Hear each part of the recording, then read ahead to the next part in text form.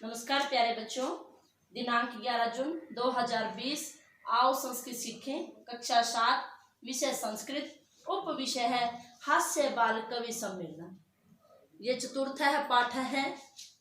इस पाठ का ये पहला भाग है और इस पाठ के माध्यम से बताया गया है कि 4 बालक कवि हैं। उन्होंने अपनी कविताओं के माध्यम से बच्चों को हंसाया है।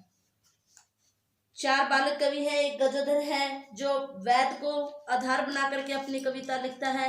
एक कालांतक है, वो भी वेद को आधार बना के। एक तुंदिल है, वो खाने को बना करके रखता है। और एक चार्वाक है, वो भी खाने को बना करके आधार बना करके अपनी कविता को लिखता है। आओ पढ़ते हैं। विविध वेशभूषा धारिणः चत्वारः बाल कवयः मंचस्य उपरि उपविष्टाः सन्ति।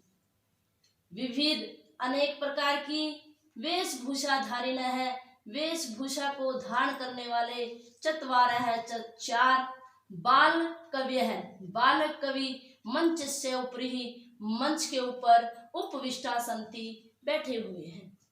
अधः नीचे श्रोतारः सुनने वाले, हास्य कविता श्रवणाय हंसी की कविताओं को सुनने के लिए उत्सुकता संति उत्सुक है, उतावले हैं। कोलाहलम च कुर्वन्ति और शोर करते हैं। संचालक है, फिर जो मंच को संचालन करने वाला होता है वो बोलता है, अलम कोलाहलेन, शोर मत करो। अद्य आज परम अत्यधिक हर्ष से अवसर है, खुशी का अवसर है। यत की अस्मिन कवि सम्मेलने, इस कवि सम्मेलन में काव्य हंतारय, काव्य को मारने वाले, कालियापस्य क्षेम को नष्ट करने वाले, भारतस्य भारत के, हास्य कवि धुरंधरा, हास्य कवि धुरंधर समागता संति आए हुए हैं। एही आओ करतल ध्वनि नहा, तालियों की गड़गड़ाहट से वयम हम सब एतेषाम इन सब का स्वागतम कुरुमः, स्वागत करते हैं।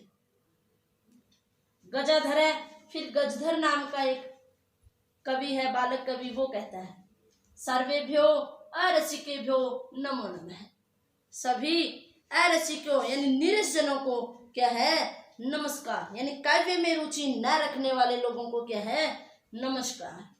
प्रथमम तावद, सबसे पहले तो अहम मैं आधुनिक वेद को उद्देश्य बना करके सब कियम काव्यम, अपना काव्य श्राव्य में सुनाता हूँ।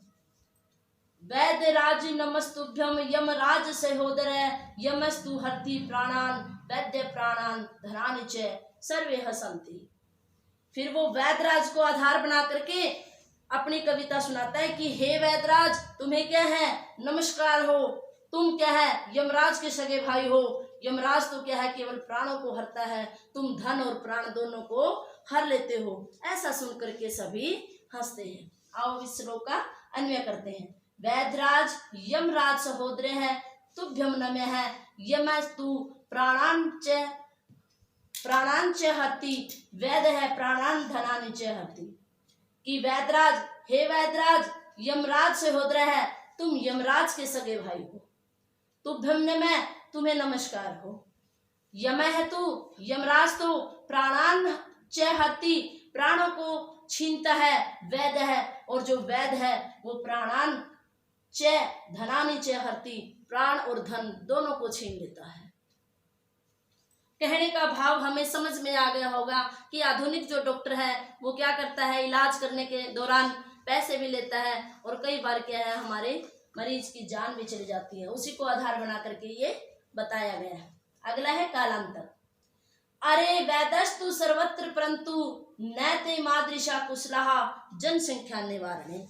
अरे वैदराज तो सर्वत्र सभी जगह हैं, परंतु वे नैते मादृशा कुशलाः, परंतु वे मेरे जैसे कुशल जनसंख्या निवारण, जनसंख्या को दूर करने में क्या है, कुशल नहीं होंगे। ममपि काव्यम, मेरा भी काव्य इदम शृण्वन्तु भवन्तः, यह तुम क्या है, सुनो। फिर जो कालांतक है वो भी अपनी कविता को सुनाता है कि डॉक्टर और वैद्य तो क्या है, सब जगह मिलेंगे, परंतु जनसंख्या को रोकने में मेरे जैसे वो क्या है, कुशल नहीं होगे तो इस बात को क्या है मेरी, इस बात के ऊपर क्या है मेरी कविता को सुनो। चितां प्रज्वलिता दृष्ट्वा वैद्यो विस्मयमागतः न अहं गतो न मे भ्राता कस्य इदं हस्तबलाघ्वं सर्वे पुनः हसन्ति। यानी वह इसका प्रज्वलितां चितां दृष्ट्वा वैद्य विस्मयमागता न अहं गतः न मे भ्राता गतः इदं कस्य हस्तलाघ्वम् अस्ति। प्रज्वलितां जलती हुई चिता दृष्ट्वा, चिता को देख करके वैद्य विस्मय मांगता है, जो वैद्यराज है यानी डॉक्टर है वो क्या है आश्चर्य में आ गए। न अहम गता है, न मैं गया, न मैं भ्राता गता है और न मेरा भाई गया। इदम कश्य हस्तबलाघ्वम् अस्ति, यह किसके हाथ की सफाई है। प्यारे बच्चों, आज हमने ये 7वीं कक्षा का चतुर्थ पाठ का पहला भाग किया है। आशा है मुझे आपको ये समझ में आ गया होगा। इस वीडियो को आप लाइक कीजिए, सब्सक्राइब कीजिए। आपका दिन शुभ रहे। धन्यवाद।